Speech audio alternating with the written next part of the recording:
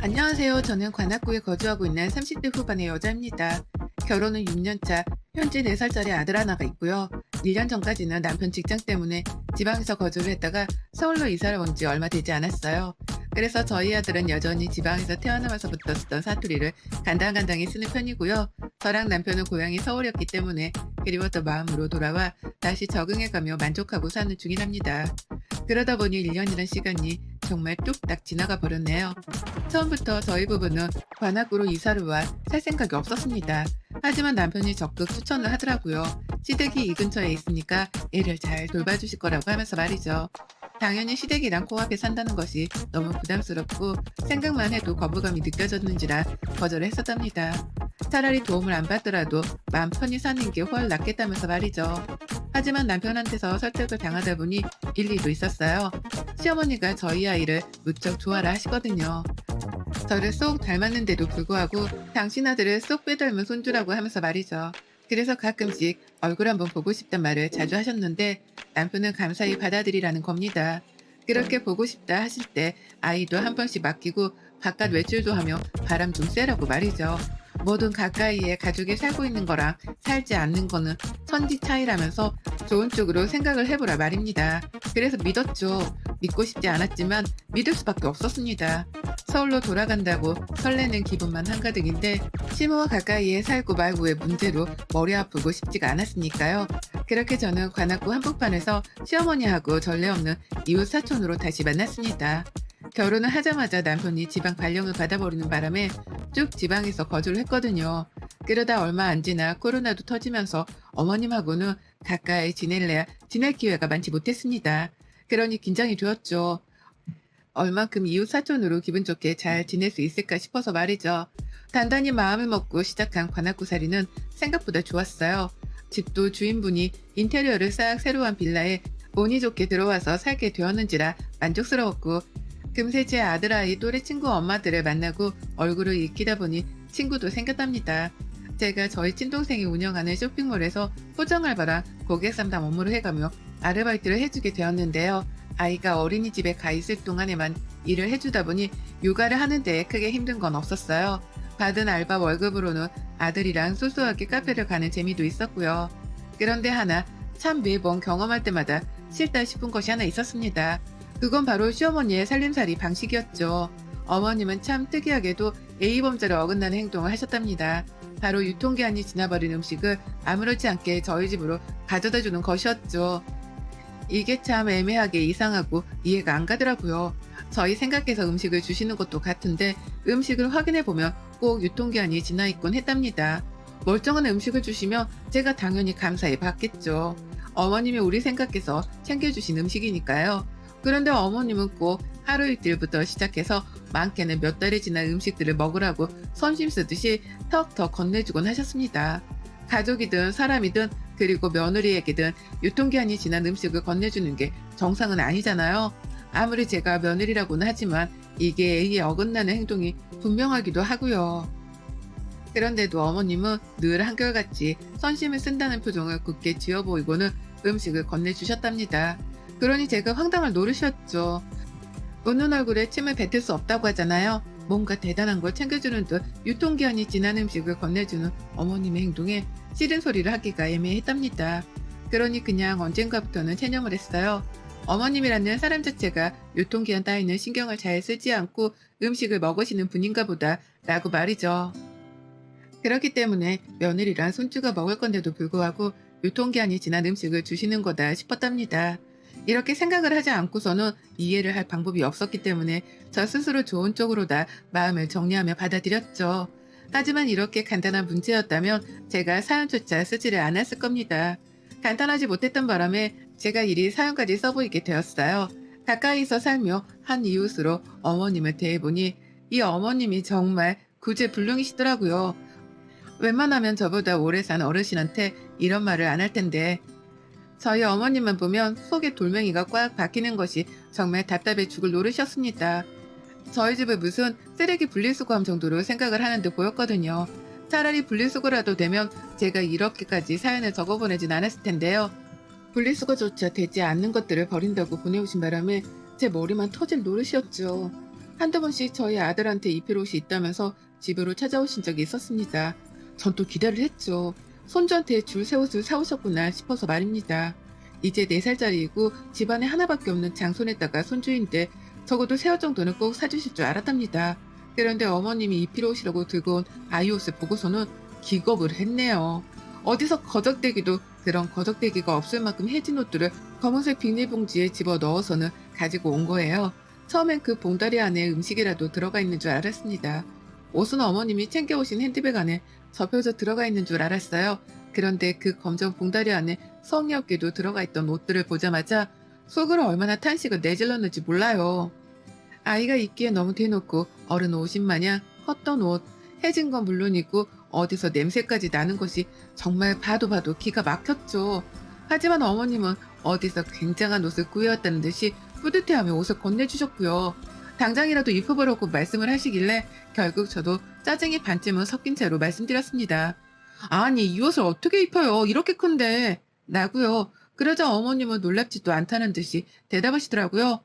아 이게 크니? 큰가? 라고 말이죠.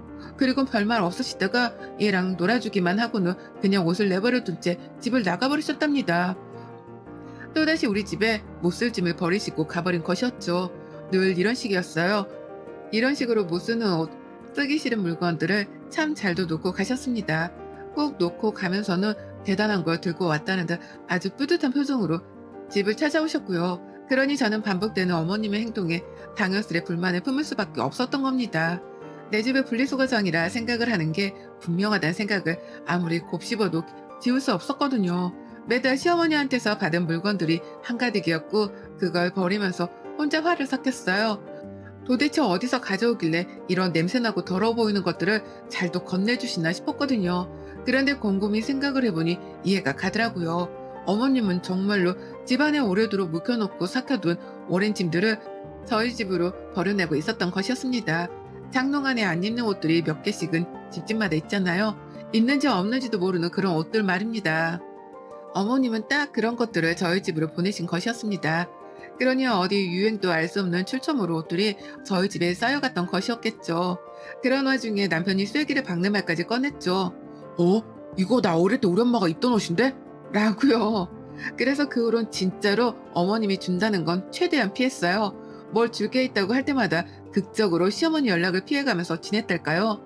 집에 오고 싶다는 뉘앙스를 풍기면 또 뭘 버리듯 주고 가실 것 같아서 애들 친구 엄마들을 만난다거나 여동생 회사에서 일을 하느라 바쁘단 티를 팍팍 내가면서 또 만남을 피했습니다.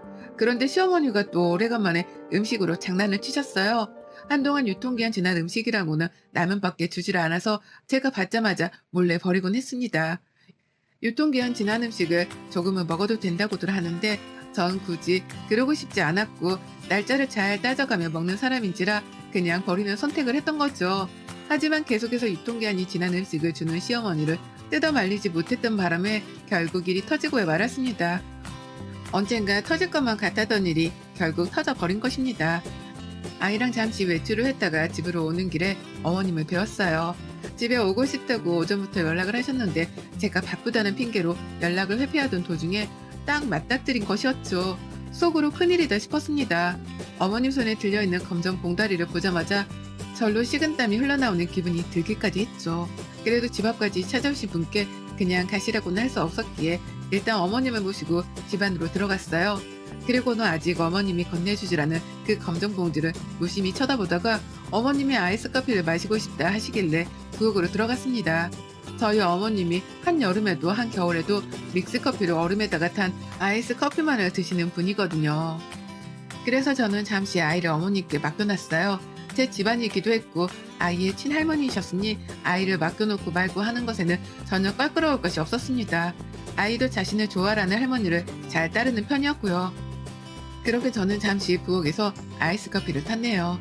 시어머니의 검정 봉다리의 존재 때문에 식은땀이 나던 찰나였는지라 저도 목이 말라버려서 제 것도 같이 타버렸습니다. 얼음 가득 들어간 걸로다가 말이죠. 그리고는 그냥 간단하게 아이랑 다 같이 먹을 만한 걸로 사과를 깎아서는 반상 차림으로 들고 나갔는데요. 세상에나 들고 있던 쟁반을 그 길로 거실바닥에 떨어뜨릴 뻔했답니다. 시어머니가 들고 오신 검정 봉지를 제 아이가 잡고 있는 걸 봐버렸거든요. 그것만으로도 깜짝 놀랄 일인데 문제는 그것뿐만이 아니었다는 거예요. 아이가 들고 있는 봉투는 안에 아무것도 들지 않은 빈 봉투였습니다. 애가 그냥 빈 봉투를 손으로 끄적여 가면서 놀고 있었던 거예요. 할머니, 할머니 부르면서 말이죠. 그런데 이상한 거예요. 아이 입술에 묻은 흰 자국이 너무 선명했던 겁니다. 내가 방금 뭘 먹였나 싶어서 순간 몇 분 전의 일을 되새겨가며 생각을 했습니다. 하지만 아무리 생각해도 저는 아이를 데리고 집으로 오는 내내 아이한테 뭘 먹인 게 없었어요. 입술 주변에 묻을 만한 흰 액체 따위를 사준 적도 없었고요. 그래서 거실에서 아이를 마주보자마자 냅다 한 걸음에 아이에게로 달려갔습니다. 그리고는 입술 주변을 닦아주며 제 손에 묻은 흰 액체의 정체를 확인했죠. 그리곤 정말 저도 모르게 불안한 감정이 머릿속을 휩쓸며 한숨을 푹 쉬고야 말았네요. 그건 바로 우유였습니다. 흰 우유였어요. 머릿속이 새까매지더라고요. 애한테 우유를 가져다 준 적이 없는데 도대체 이 우유가 어디서 났나 싶어 말이죠. 그리고 바로 1초도 지나지 않아 그 우유의 출처는 충분히 지레짐작할 수 있었습니다. 그건 바로 시어머니가 들고 온 것이었을 테죠. 당연했습니다. 늘 뭐든 버리는 음식이며 옷이며 자질구레한 것들을 우리 집으로 들고 오시는 분이셨기 때문에 이번에도 검정 봉지 안에 뭔가가 들어있을 것이 분명했어요. 근데 그걸 저한테 검사조차 받지를 않고 곧장 뜯어서는 제 아이의 입으로 직행하듯 집어 넣어버린 것이었습니다. 상했는지 아닌지 유통기한이 지났는지 안 지났는지 제 눈으로 확인조차 하지를 못한 우유를 말입니다. 어머님 이거 우유예요? 아니 우유를 먹이신 거예요? 라면서 말까지 잘 못해가면서 숨이 넘어가는 채로 어머님을 불러댔어요. 저로서는 당장 확인하고 뭐라도 조치를 취해야 하는 상황이라 판단이 되어 거침없이 말을 쏟아냈습니다. 제가 지금 당장 알아야 할 것들을 캐 물어가면서 말이죠. 그러자 어머님은 세상 태평하다는 듯한 표정으로 느긋하게 말씀하시는 거예요. 아 그래 내가 집에서 가져왔는데 그거 먹인 거다. 얘가 목마르다고 하길래 라고요. 그 말을 듣자마자 하얀 우유곽을 찾았습니다. 그리고는 정말 아니길 바라는 마음으로 유통기한부터 확인을 했어요. 하지만 불안한 예감은 현실이 되었고 저는 무려 일주일이나 지나 있는 우유 유통기한 날짜를 눈으로 목격해버렸답니다. 산식 따위는 나오지도 않았어요. 너무 황당하게 어머님께 뒤통수를 맞았다는 생각에 어처구니가 없다며 머리가 멍해지더라고요. 가만히 손 놓고만 있을 새도 없었답니다. 제 아이가 그 우유를 마셨기에 일단 아이가 괜찮은지부터 확인을 해야 했어요. 아무리 유통기한이 며칠이 지나고 말고 해도 먹는 데 지장이 없다고는 하지만 이게 어린 아이한테는 다를 수 있다는 거잖아요.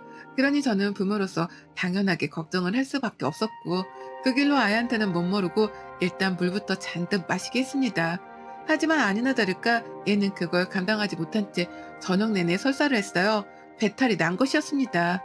내 아이가 화장실을 왔다 갔다 하면서 배를 움켜잡는데 그걸 보면서 제 속은 불타오르기 시작했어요. 이럴 이유가 없었는데 내가 잠시 시어머니 입에 들어갈 음료를 타준다고 방심을 한 사이에 아이가 우유를 먹었다는 생각이 들었거든요. 적을 코앞에 두고 방심한 저 스스로에게 너무나 후회막심한 기분이 들었답니다. 그래서 아무 잘못을 하지 않은 저였음에도 불구하고 저 스스로를 탓할 수밖에 없었네요. 저는 원래 복수 따위를 하고 말고 하는 사람이 아니었지만 이번만큼은 어머니께 본때를 보여줘야겠다 싶었습니다. 자다가도 화가 나 발길질을 하게 다반사였고 아이만 보면 설사하던 때가 떠올라 미안해 죽겠더라고요. 그런데도 아무 일이 없었다는 듯 집으로 돌아가 소식이 깜깜무소식인 시어머니를 떠올리면 내가 뭘 어떻게 해야 속이 시원할까 싶어 복수심만 타올랐습니다. 그러다 결국 저는 제 본능적으로 본능에 이끌린 채 아이를 어린이집에 보내놓고 집으로 돌아오는 길 빵집으로 들어갔어요. 그냥 프랜차이즈 빵집에 가면 가격이 비싸니까 최대한 제가 낭비를 덜하는 선에서 시장안 빵집을 찾아갔답니다. 그리고서는 거기서 5개에 3,000원 하는 빵을 총 10개를 사버렸고요. 아주 흐뭇하고 든든한 마음으로다가 빵들을 사와서는 거실 한켠에 놓아두었습니다. 부엌도 아니고 냉장고도 아닌 거실벽 구석 한복판에 봉지채로 놓아둔 채로 무려 8일을 방치했어요. 사놓고서 매번 그 봉투를 체크해가면서 복수의 칼날을 갈았습니다. 내가 이보다 더 날렵하게 칼을 갈 수 없다는 듯한 자세로다가 분노의 레이저를 쏘아가면서 빵이 썩어 문드러져 가는 걸 기다렸답니다. 저에게는 복수의 8일이었네요. 원수를 외나무 다리에서 만날 그 8일을 매번 정신을 가다듬으면서 기다리고 또 기다렸어요. 그리고는 제 눈으로 빵 안에 곰팡이가 서려진 것을 보자마자 그대로 시어머니가 하듯이 검정 봉다리째로 들고서는 시댁을 찾아갔습니다. 설레는 순간이었죠. 어머님은 저를 보고선 의아하다는 듯이 문을 열어주셨어요. 이렇게 찾아올 리가 없는데 찾아왔다는 것에 놀란 눈치셨죠. 게다가 제 손에 검정 봉다리가 들려있는 걸 보고서는 자신이 하던 짓을 하려는 건가 싶기라도 한 건지 눈을 떼지 못하셨습니다. 그러니 저는 어머님의 반응이 너무 웃기기도 하고 약이 올라서 집에 들어가자마자 자리에 앉지도 않은 채 봉다리를 건네드렸어요. 어머님 드세요. 자꾸 우리 집에 음식 가져다 주시는데 저도 뭐라도 해드려야 할 것 같아서요. 라고 하면서 말입니다. 어머님은 세상에 뭐 이런 걸 라고 하면서 봉투를 받아다가는 열어보셨는데요.